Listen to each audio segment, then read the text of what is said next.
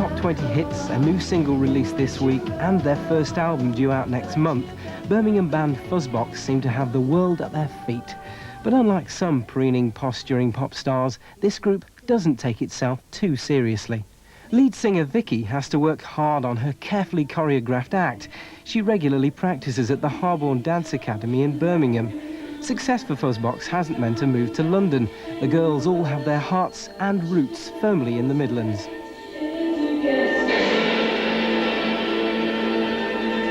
Maggie, Jo, Tina and Vicky met as schoolgirls and got together as a band 4 years ago. The image then was rather different. Fuzzbox may have a fun-loving, even frivolous image, but these are no empty-headed media creations. They all have strong views on just about everything. A lot of people don't know we existed before, but we were signed up at our second gig, and so that was like, what, you know? We couldn't believe it. It was a real shock, but I don't think it is really, because we take things very much as they come, so nothing's like, oh wow, you know, we're successful or whatever. I mean, we're quite down to earth really, and everything's just, we see everything as a bit of a bonus, I suppose. Recording costs a lot of money. Jackets cost money, yeah, everything, and you don't get any of that back until you sell records, and then, you know, videos as well, they cost.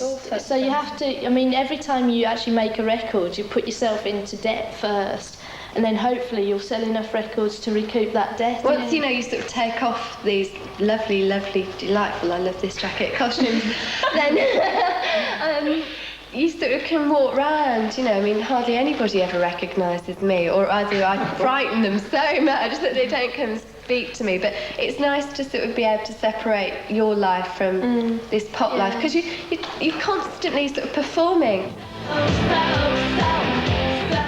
We love Brum, really. I mean, I've missed things like, you know, the nice water and the sort of cleaner air and sort of greenery and things like that, and the family and stuff like that, really. And I mean, I think the only reason you'd move to London is if really is because the workload is just too much to work from Birmingham. But I mean, we're not that impressed with London. It's not like, oh great, well we've made it, let's get to London. I mean, I don't see the big deal of it. I mean, we've been to New York and we weren't that impressed by that either. And if you just direct your whole life in one area, you are going to be sadly lacking in things like friends, for example. We really appreciate this sort of the privilege we've got of being in a group like this. I mean, it's very hard work and everything, but it is a privilege and everything. Right. And we hope we'll never swan around sort of, I'm a pop star-ish. Yes, well, I've had enough of this interview now. Not all music aimed at young people gets into the charts. This is Napalm Death, a thrash metal band.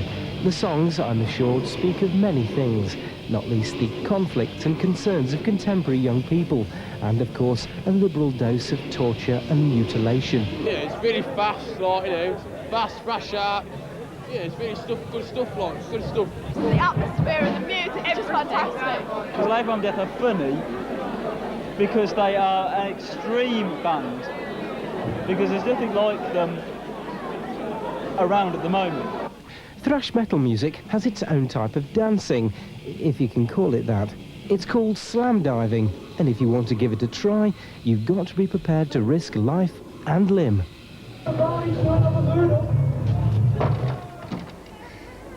I enjoyed that.